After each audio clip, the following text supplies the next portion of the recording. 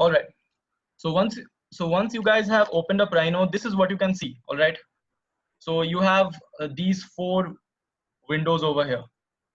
So let's understand what these things are. Okay. So you have top written, you have perspective written over here, you have front written over here, and you have right. So these are basically viewports. Viewports mean that the top is for the top view or the plan. All right. So you can see the plan in the top viewport. In the perspective viewport, you can see the 3D view of the 3D model that you are creating. As you can see, I'm panning in the perspective viewport. In the front viewport, you can see the front view, and in the right, you can see the right view. So this is the kind of layout Rhino will have once you open it up. All right. So now that we have got this particular thing clear, let's understand the kind of the kind of work that you can do in Rhino. All right.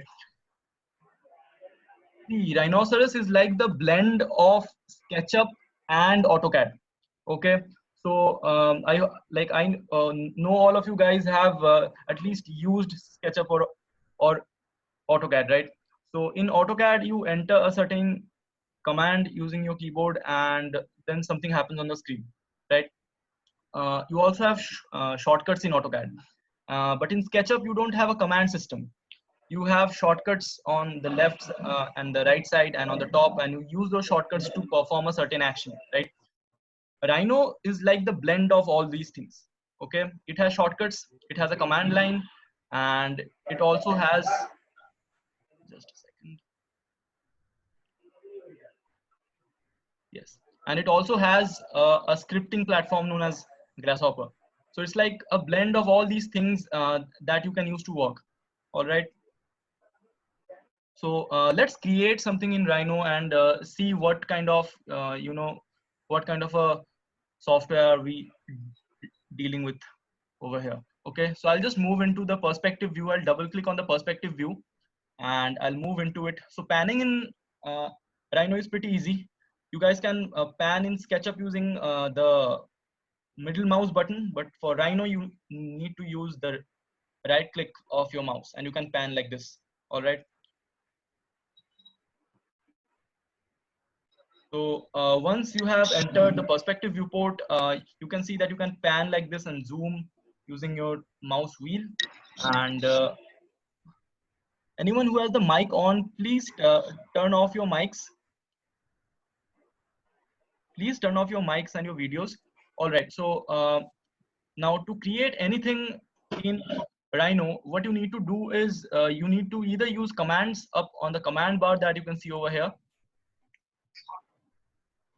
So you can see the command bar over here. You can type something in here and you can make something happen on the screen, or you can use all the shortcuts that you can see. You have a lot of shortcuts on the left.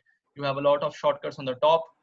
And if I move my screen, you can see you have the layers and the properties all over here.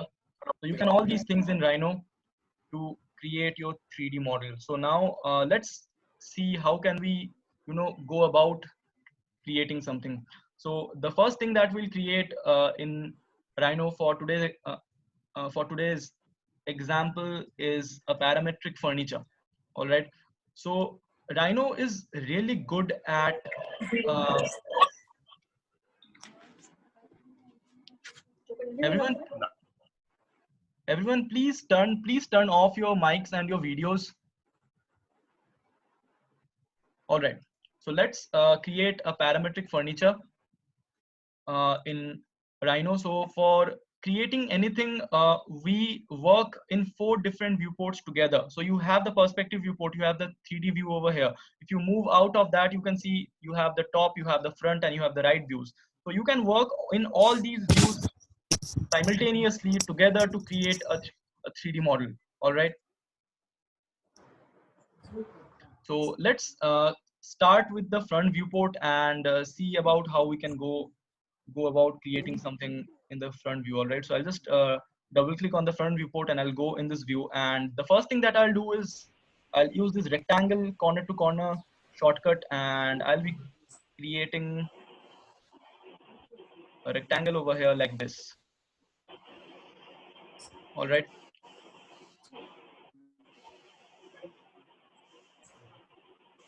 So once I have created a rectangle like this, turn off the grid snap, and I'll select my rectangle and I'll lock it. So I'll just type lock in my command bar and press enter. Anyone who has the mics on and your videos on, please turn it off. Yes. So now I have created a frame of reference for creating the parametric furniture. All right. So once I've done that, I'll simply use the control point curve option over here, turn off ortho, and I'll be creating, let me turn on the shortcuts, and I'll be creating a profile curve like this. As you guys can see right now, how easy is it in Rhino to create a spline curve. So I'll just create a profile curve in this particular manner.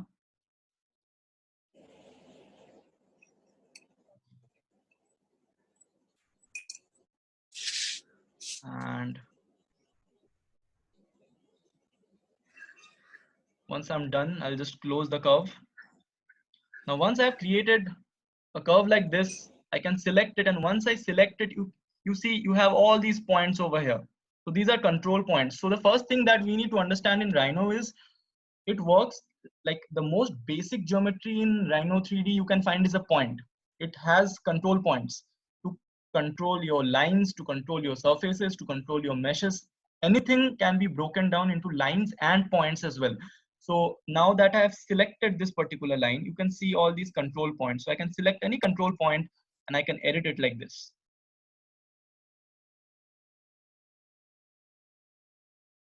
So as you guys can see, it's really easy in Rhino to, edit spline geometry and organic geometry in this manner. You can just select the control points and you can edit them based on the kind of form that you want.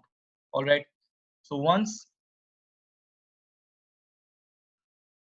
you have, just a second, I have to admit, yeah.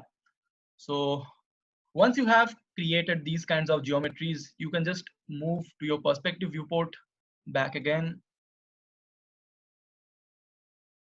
And now you can see what we have created. So we have created a curve like this, the front view. So once you have the curve, now the next thing that we are going to do is we will create a lofted surface in the Y direction. So you have the grid, as all of you can see the grid over here. You have a grid system like you have in AutoCAD. So you have the Y axis, you have the X axis, the red line is the X axis, the Y line, the green line is Y axis. So please turn off your mics if the mics are on. Anyone who has your mics on, please turn off the mic.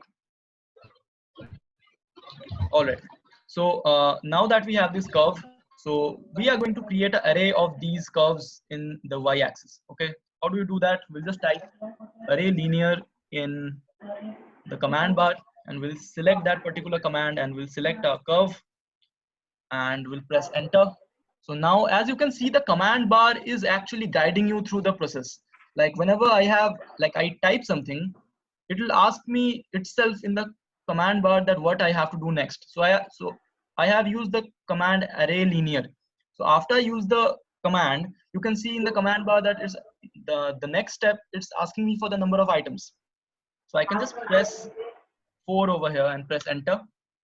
Now it's asking me for the first reference point. So I'll give it a random reference point over here, and I'll drag to create the number of curves that I need in the y-axis. As you can see, you can control the spacing moving the mouse.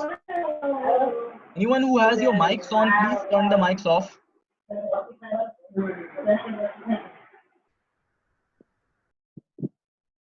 Please turn your mics off. Yes, thank you. So once you have used the array linear command, you can create an array of elements like this, and you can click, and you have an array of curves. Now the next thing that we're gonna do is I'm gonna select all of these curves, and I'm gonna loft them. But before lofting them, let's see a very, like, the most important feature in Rhino that you have is organic model editing, right? So you you need to turn on the record history command that you have on the bottom over here. So what that will do is, once I select everything and turn on the record history command, and if I loft it now, if I enter loft and press enter, it will be lofted like this. Okay, so that's fine. But what the record history did to this is, now if I select my curve and if I move it a little bit, you can see the model changes itself. The entire 3D model just changed itself based on the position of the curve. So the loft is working. So what is happening over here is Rhino actually remembers. Rhino remembers what you did from the beginning. Like if you use this particular thing as a design process. So what was our design process? Let's see the design process. The first thing that we did is we created this curve on the front view, and then we created an array of curves. Okay.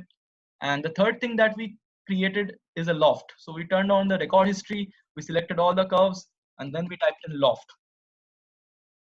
And once you have lofted this particular surface, and now because you have turned on the record history, so Rhino has recorded the entire history of your design process. And now if you change one particular aspect of this entire model, the entire model changes itself accordingly. So if I change the curve, everything will change accordingly. So I can edit this entire model according to my own wish now. So I can just, shift the curves like this, and I can extend the curves like this. I can select this last curve and I can move it a little bit on the y-axis. The entire model will update itself in this particular fashion. What I can do is I can also move this particular curve on the top a little bit, and you can see the entire model just changes. I can do the same with the last curve. I can move it a little bit up. And as you can see, you have an organically edited sofa. So now let's actually create contours on this to actually create the surfaces that we need for executing such kind of a design. All right, so we have the shape. We have created the shape. We are satisfied with the shape. All right. So once you do that, you can just select your sofa and you can just type contour in the command bar. You can go to your top view and you can give it a center point, and you can give the direction perpendicular to the contour planes, which is this particular direction, and you can give the distance between your contours as 2, and you can just press enter. And now that you see, the contour has happened itself, and if I move back to my perspective view, you see the entire thing has been contoured like this. So let's create a contour with a little less gap. So I'll go back to my top view. I'll use the contour command again. I'll select my object for contouring. I'll give it a base point. I'll give the direction. And this time for the distance, let's give 0.3 and press enter. As I do that, you can see on the screen that the entire contouring is happening. And once it gets over, you can go back to the perspective view and you can see what has actually happened. So this kind of a process, so you can understand how fast this was, right? Like we modeled this entire thing in literally 3 to 4 minutes. All right, you can do the same thing with a little bit more gap so that you can actually execute this in real life. So we'll be typing contour once again, and we can give it a base plane and we can give it a direction, and let's set the distance to 0.5 this time and press enter.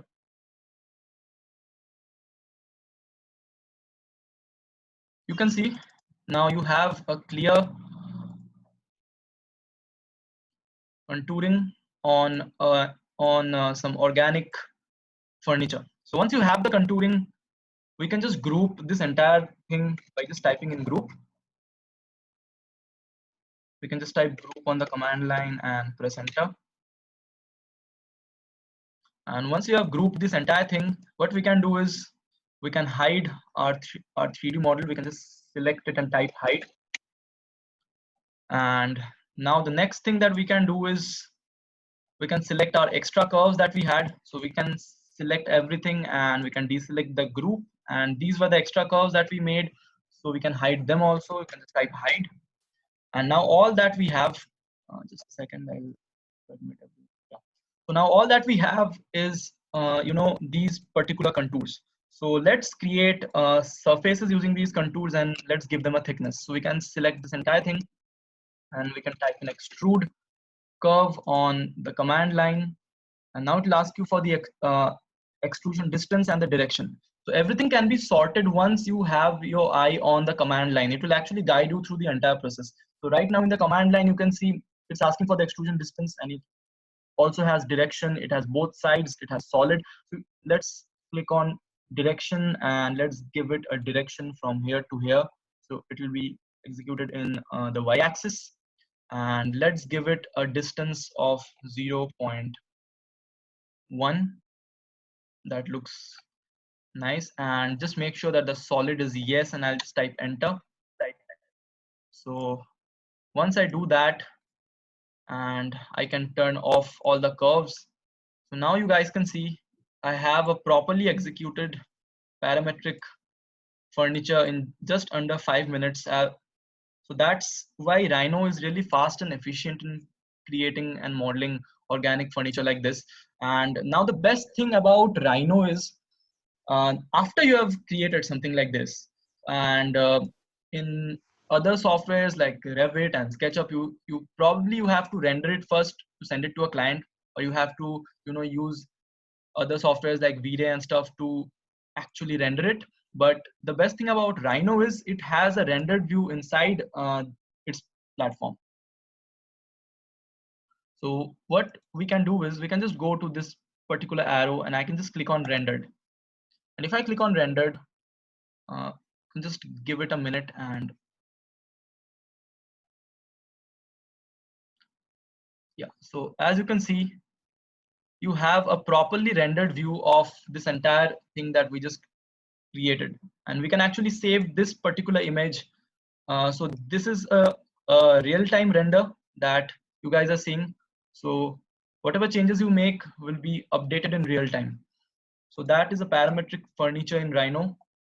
So let's try moving on to a bigger scale now. So you can efficiently create organic forms. Let's see how these things work out in organic buildings. So what happens like when you twist a building, or what happens when you twist a form? All right. So these kinds of models can also be easily created. So I'll be selecting this entire thing and I'll be hiding it. And to unlock this particular frame that we just made, I can unlock, and I can select this and hide this also. So now let's see how can we really model a skyscraper, twisted skyscraper, in under 5 to 10 minutes. Okay. So the first thing that I'll do is I'll type polygon in the command bar. I'll give it a center and I'll make sure that the number of sides is 5. So I'll create a polygon like this. All right. So once you have a polygon, I can just extrude it and see. Now another good thing about Rhino 6, like about this particular version of Rhino, is like you can see this particular tool over here, right? Like whenever I click on any geometry, this particular tool appears. So this is known as the gumball. So what happens when you have the gumball function on is you have moving, scaling, and rotating everything in one particular tool. So you have this particular tool, I can move it using the arrows like this. Okay, I can scale it using these small squares that I have on the end. All right, in any axis that I want to, as you can see. And I can also rotate it in any plane that I want. So if I want to rotate it, I'll just select these particular curves, any one curve, and I can just rotate it like this. All right, so that's a very handy feature that Rhino 6 has. So you can select the curve, and now you can also actually extrude any curve, any surface that you have using the gumball itself. So you can see a small dot over here. I'll just select that and I'll just move, and I'll have extruded my entire thing. So as you can see, there are commands available, there are shortcuts available. So the workflow style is totally, it's like a free thing. It's totally dependent on you.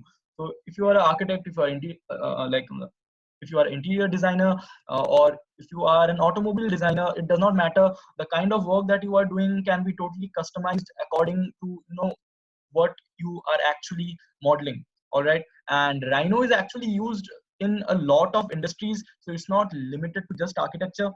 All right, it's there in product design, it's there in automobile design, it's there in jewelry design. Okay, and it's also there in urban design and stuff. So it's totally on you. So this particular software will actually open up a lot of avenues for you to learn this. So now let's complete this particular thing that we were doing. Let's select the curve, and let's say I'll extrude it a little bit more so that it looks like a skyscraper at least. And now once I have this particular thing, so now you can see that the ends are not capped.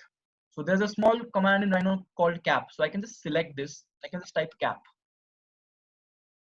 And as I type cap, you see the entire model just got capped from both the ends. So once this is done, now let's twist this particular form and see how can we, like actually utilize this. And then we'll create floors in this. All right. So I'll select this particular form and I'll just type in twist. But as I type in twist, you can see it's asking me for the twist axis. So I'll give it an axis. I'll explode my entire form into 7 surfaces. So I have each surface on its own, and I can select this particular surface and I can type area centroid so that I get the center point of this particular surface. I can do the same on the bottom. Can type in area centroid and I can get another point over here, and I can join them using a line. And to make sure that the line is straight, I can move into my front view and I can create a straight line like this. Once I've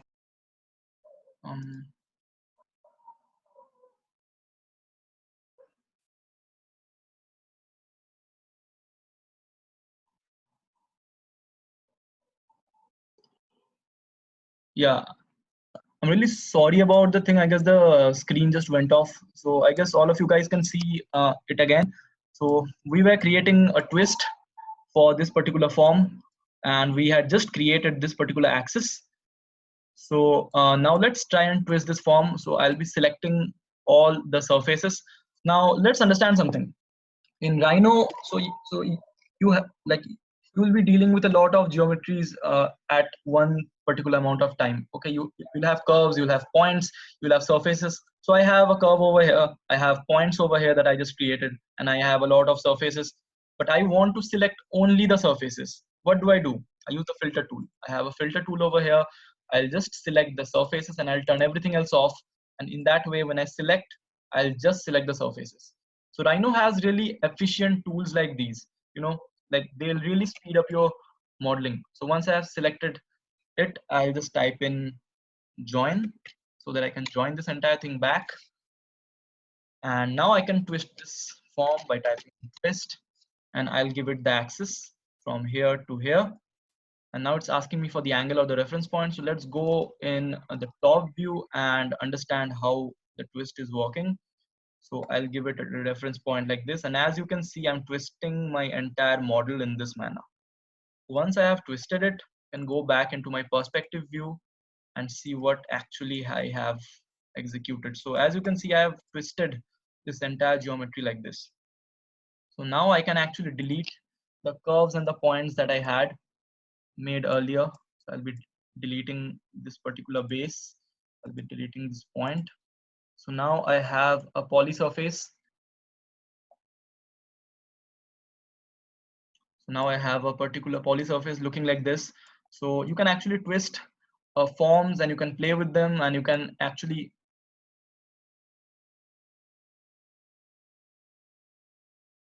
and you can actually see how your massing looks like. So once you have like reached like this stage of the design, now we can actually go ahead and create floors on this entire thing. So I'll select my building and I'll just type contour, and I'll be contouring it. Let's say I'll contour it in the front view. So I'll go to my front view, I'll select a point and I'll select a direction that is perpendicular to the plane, which is this, and I'll give it a distance of, let's say, 0.5. So as you can see, if you give it a distance in this particular manner, all these contours will be going up as float plates, but in this case the contouring distance was a little too less. So in the real class we'll be dealing with actual dimensions, but in this case let's try contouring once again with just a random number. We can give it a particular direction and we can give a distance of 2 this time, and we can press enter.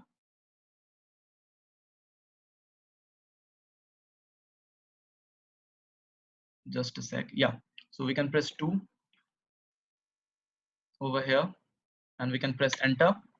So as you can see, the floors are being automatically made in this particular form.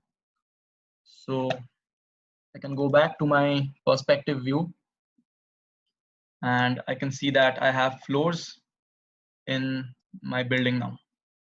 So once you have these particular things, now you can actually group them again like we did in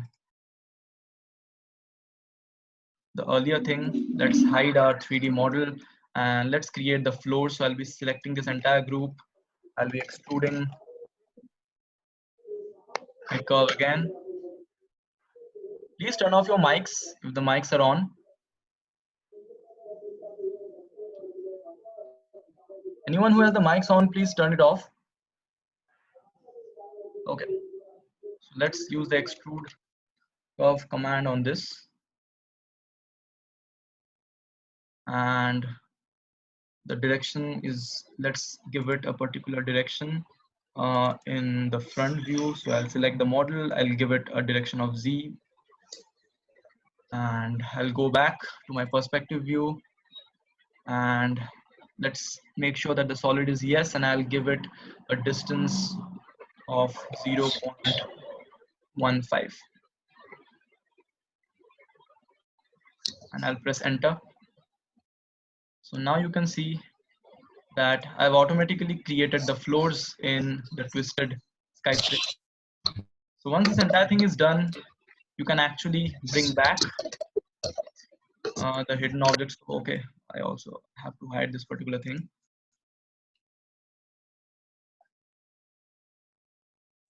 Let's select all of this and move it a little bit over here.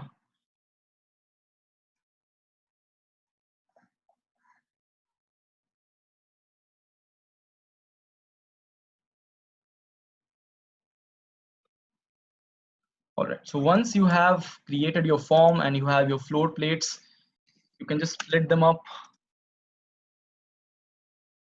You can just split these particular things up in order to create, your face. So let's try splitting up this particular geometry using the split command. So what I'll do next is, just a second, there are a lot of people wanting to join. Yeah. So what I'll do next is I'll just select my poly surface and I'll put my poly surface in one particular layer and I'll select all the floor plates and I'll turn that layer off and I'll select all my floor plates and I'll change my floor plates to another layer. So now what I can do next is I can split all these objects. So I can select everything and I can just type explode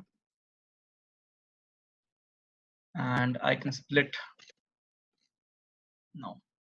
So let's try splitting and I'll select the object that I want to split. I'll select my entire form and I'll press enter. And for the cutting objects, you have the floor plates. So I'll select the floor plates in this particular manner and I'll type enter once again. And as you can see, the machine is now splitting the entire floor plates with your entire massing. So it will take like a minute. for the split to happen. But once the split happens, you guys can then actually see that every floor has now a separate curtain wall surface on which you can further work on and apply materials to. So you can actually create an entire massing of a skyscraper, twist it, and then have the floor plates made really quick in this particular manner. So the split is still happening. You guys can just give it a minute for the split to actually finish, because we had created a lot of surfaces and the split will take a little bit of time.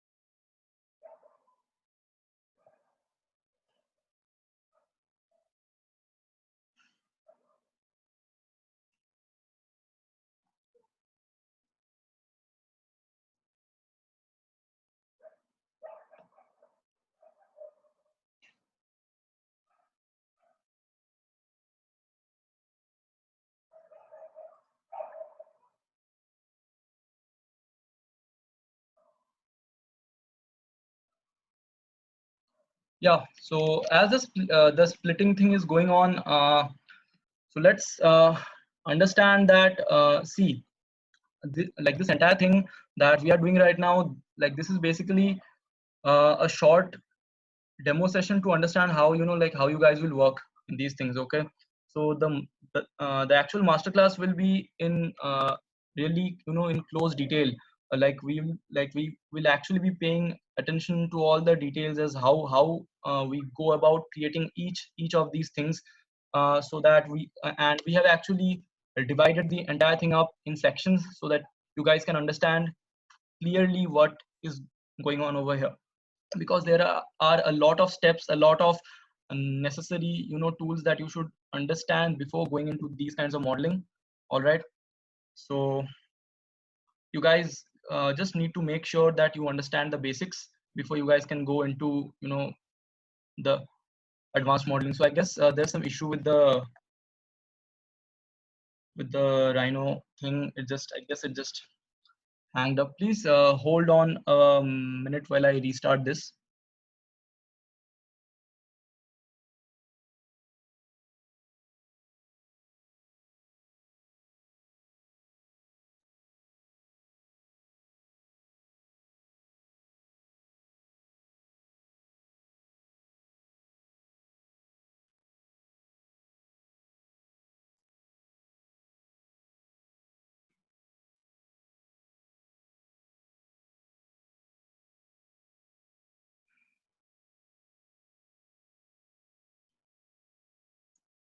And also something else, you guys should know. See, the Rhino is basically manual modeling, right? Whatever I'm doing using commands, I'm doing using shortcuts, and there are like there is a little bit of scope using the record history command to change the form and to change the objects and see how it looks like in real time.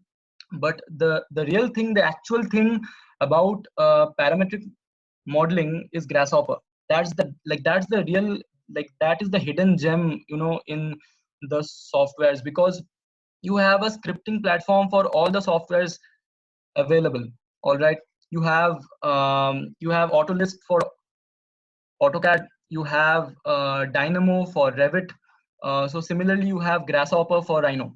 All right, and these scripting platforms are basically made in a way that we as architects and designers, so that we can actually not you know indulge so much in the maths and the coding and the scripting behind it, and we can actually focus more on the design. All right, they are made in such a way.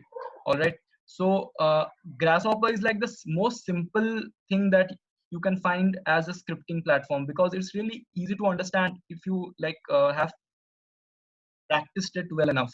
There are a lot of other scripting tools available which are absolutely raw. You have C Sharp, you have C++, you have Java, and you also have Python, I guess. So all these platforms, they are not easy to learn if you don't really have an idea about some of the maths and the logic behind it. So now that Rhino is has started up, let's try creating the same thing that we made. All right, I hope you guys can see this thing. So let's create a polygon in this particular manner. We can select the polygon and we can extrude it up to a particular height. Let's turn the shaded view on. You can extrude it in this particular height maybe, and we can select it and cap it from both the ends, and we can select it and we can explode it. Once you've exploded, you can complete the area centroid of both the ends in this particular manner. Once you have computed the area centroid, let's create a line, and also in the front viewport, let's create the line like this. Once I've created the line, I'll just select and I'll just move it a little bit over here. So let's twist it once again like we had done earlier. So I'll just type twist and I'll select my object. Okay, so I guess I have to select the surfaces first. So I'll just use the filter to select just the surfaces, and I'll select just the surfaces and I'll rejoin them. And now now I'll select my form and I'll type twist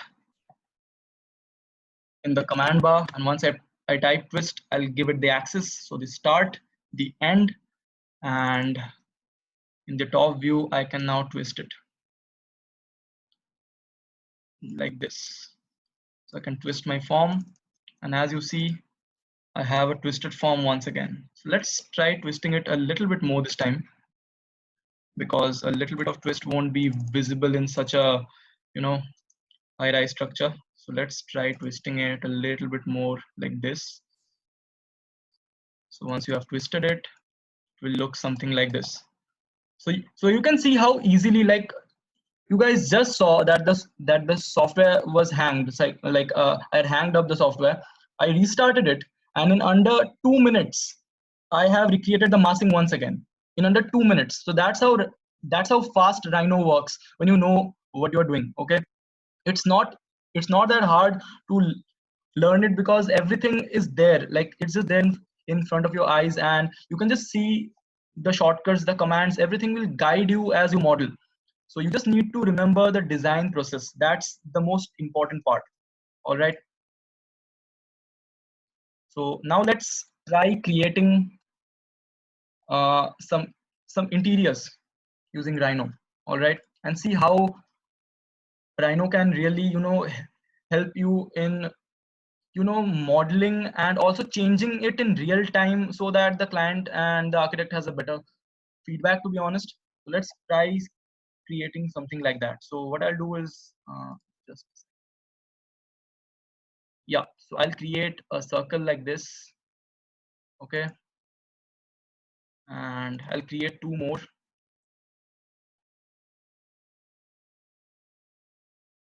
Let's go into the plan view, into the top view, so that I can see. Yeah, so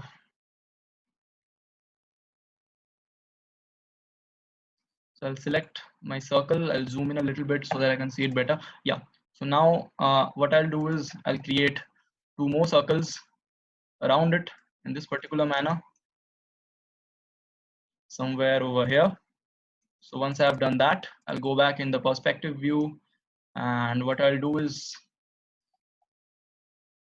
I'll select the exterior circle and I'll move it a little bit up. and maybe this particular one, I'll move it a little bit over here. All right. And the next thing I'll do is I'll create a flat surface over here like this. I'll turn on the ortho so that I can see, and I'll create a flat surface in this manner over here. And once I have created the surface, I'll move it up to this particular height. As you can see, that moving and scaling and all these operations are really simple in Rhino. Like, just understand how fast the entire process is going on. All right. So I'll select this particular curve and I'll project it over here right now. Just type in project and I'll project it on this. And once I project it, delete this particular one. I'll move it a little bit over here so that it's in the middle. Now what I'll do is I'll create a loft between these three curves so that this entire thing becomes like a mushroom column. All right. So let's try using the record history option like we did for the parametric furniture that we just made. So I'll turn on the record history and I'll type loft and I'll select my curves. So there you go, 1, 2, and 3, and I'll press enter. Press enter once again. So you have these, you have a cone-like form that you can see, which has appeared over here, like once you loft. But since we have used the record history option, now we can actually edit it in real time. So what we'll do is I'll select this curve and I'll scale it down a little bit like this. So as I scale it down, you can see this entire thing just got tapered. So what this is like, this is actually real-time editing, all right, in Rhino. So this is a very interesting feature that Rhino will actually give you if you know how you are using it. So you can see how easy it is to create these kinds of forms in Rhino. Like, you can do it in minutes, all right. So that's a few examples of Rhino modeling for you guys, and now let's try using some advanced commands and let's see how like it goes on. All right. So you have a lot of Boolean options in Rhino. So what happens if I intersect like some forms and how do I get the remainder of those forms? So if I create a box in this particular manner over here and I just copy it like this. So what happens if I move the box in, and what happens if I intersect it in this particular manner? Maybe rotate it like this. So this looks like a really complicated intersection, and like if you guys are actually modeling some form like this where the buildings actually intersect with each other and you need all these curves, so Rhino has an interesting command known as split. So you can just select these two and you can just press enter. So let's try once again. So once you use split, you can see now the entire thing has just been separated in this particular form. So you have the curve, you have the surface which has been separated using the split command. You can do such kinds of things also using the Boolean operations. You have a lot of options over here. So you have Boolean union, you have Boolean difference. So let's try using the Boolean difference thing over here. Let's see, someone is asking something. All right, so let's intersect this entire thing using the Boolean difference thing. Yeah. So let's select this and it'll ask you something to subtract from, and which is this. And you can press enter. And as you can see, the entire thing just got separated and intersected with such ease, and like it was a really fast operation. So you can actually perform these kinds of Boolean operations and you can actually go in the rendered view and you can see what you guys have made.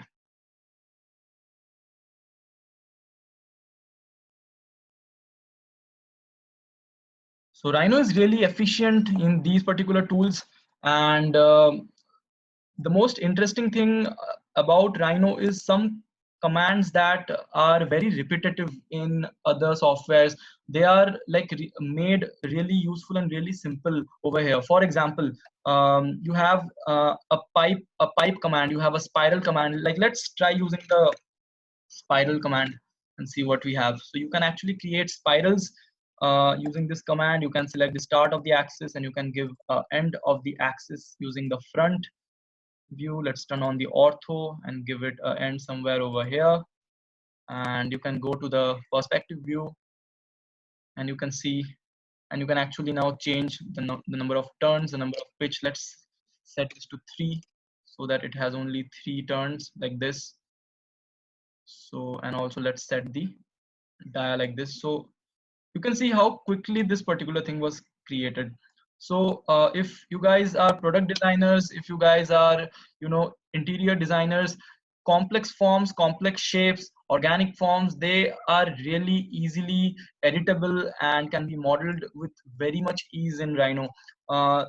This particular spiral can, like, I can just pipe this entire thing. I'll just have to type pipe, press enter. And once I type pipe and press enter, I'll just give it a radius of maybe 2. Over here, I'll just type 2 and I'll press enter. And the end also, it's 2. And once I do that, you can see how quickly this entire thing is just piped. So you can actually view these things in the rendered mode, and you can give it some colors and some texture. So I can select this entire thing. I can go to the layer tab and I can give it some color using this particular thing.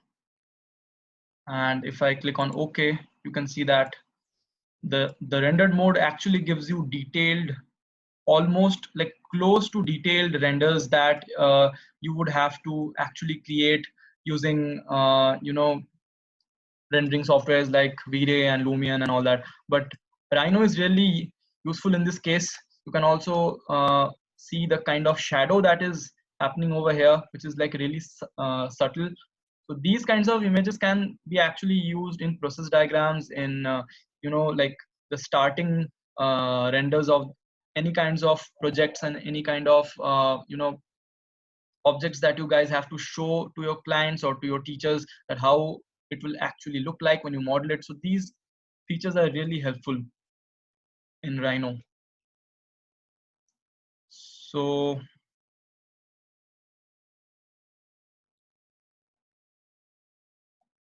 I hope this entire thing was really helpful to you guys in understanding the kind of forms and the kind of, you know, the kind of things that you can actually do in Rhino. And like, there is actually no end to this. Like they keep on updating the software every year, but the basics remain the same. Like the workflow system, like you have the shortcuts and the commands and all of these things, they remain the same. But Rhino is essentially manual modeling, but you will be able to create stuff that you know, you wouldn't naturally be able to do in other softwares, where you will need extensions and plugins to perform those tasks. But Rhino is a very light software. It does not take up much space. It does not lag if you don't input a lot of, you know, data into it, and it's really precise and accurate. So that was an example of how, you know, Rhino can actually help you in your, in any kind of design work that you guys are doing. The next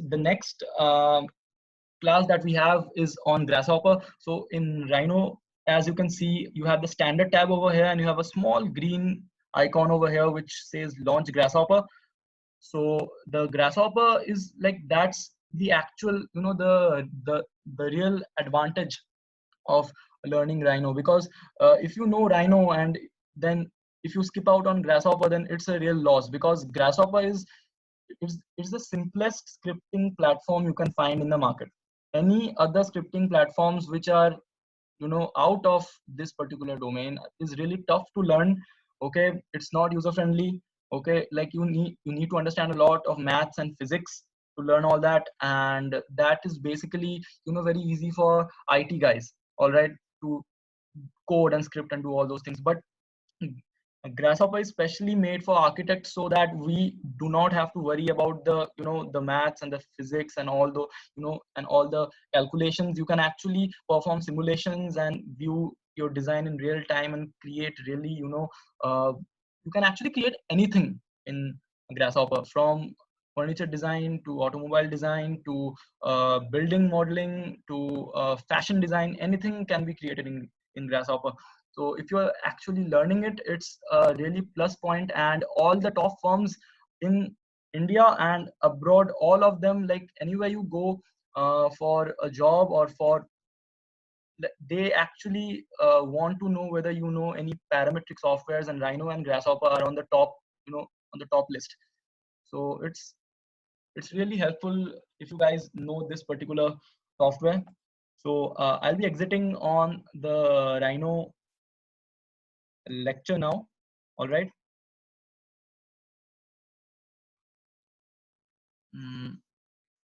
But first, before exiting, I'll take some questions. If you guys have any questions related to anything that you guys have seen, you can just type in the chat box and I'll answer them.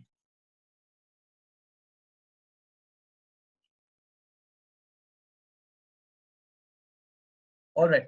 So yeah, actually, there is a way that you can change the toggle option from the right mouse button to the center scroll button, but that, yeah, you can actually change it. It's,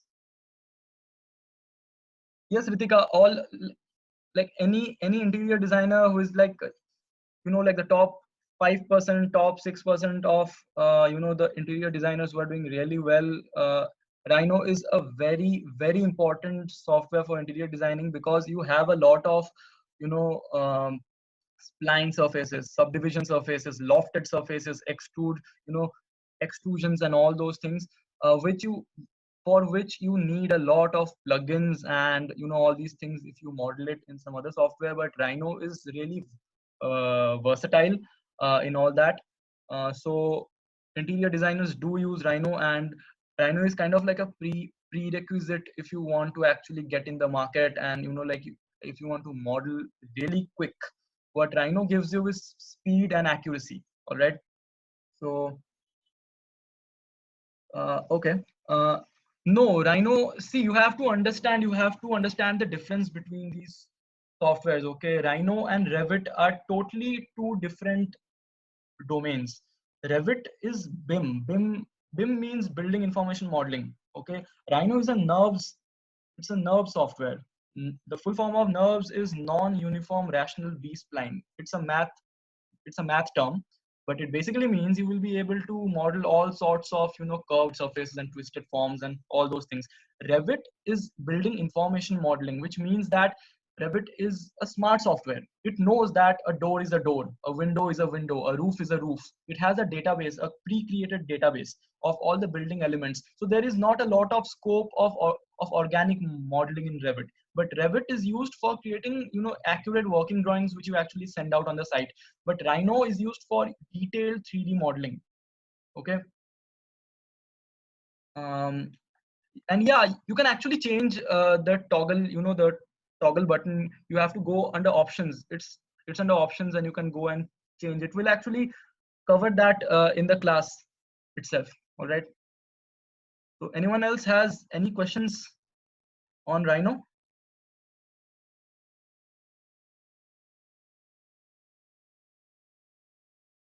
All right, guys.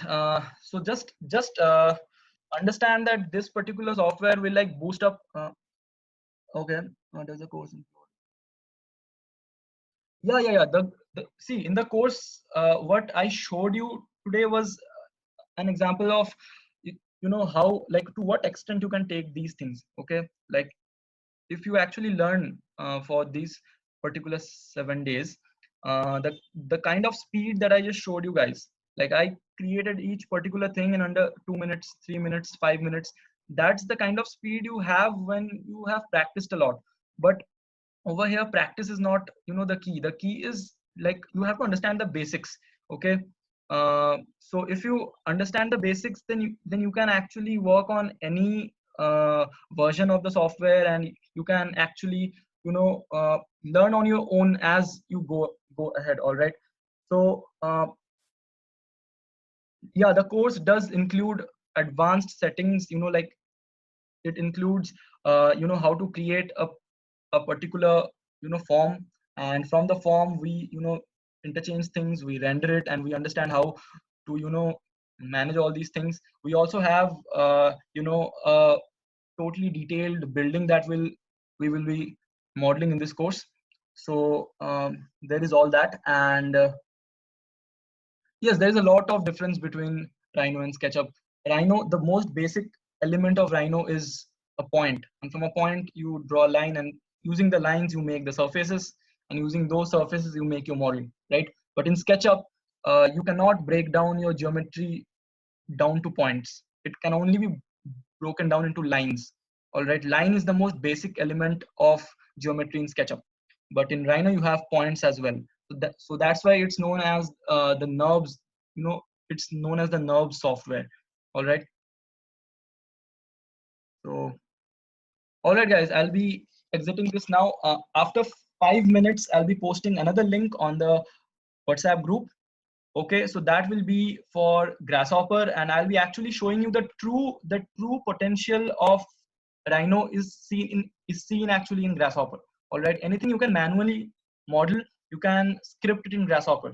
All right, and the speed is twice what I just did. So if I'm modeling something in 10 minutes in Grasshopper, I can do it with a click if the script is set up. All right, it's that fast. Okay, and yes, you can create detailed architectural drawings in Rhino as well. As like I said, it's a mixture of AutoCAD and SketchUp. Okay, it works both on 2D and 3D. Like the most basic element is a point, but you also have lines, so you can create detailed architectural drawings and sheets in Rhino as well. All right, so thanks guys for watching this podcast, and I'm hoping that you guys have now understood the value of this particular software. It's not that tough to learn, and it will add to your skill set, and it will actually make you valuable as a designer and as a student. Like thinking about the kind of work you guys will do, it will really boost up your CV and your skills. So after 5 minutes, I'll be posting a link for the uh, Grasshopper class. Okay, I really recommend all of you to watch that. Okay, and then you can actually understand the link between Rhino and Grasshopper, and how we interchange information and how we work together. All right. So thanks for watching, guys, and I really hope you guys to sign up for this 7-day course where all these things will be taught in detail. All right, and you guys can create whatever you guys have seen and plus more. Okay, you guys will be able to model more than what you have just seen. Okay, so I'll be exiting this class now. So I'll see you guys in the in the Grasshopper class. All right, thank you for watching. Bye bye.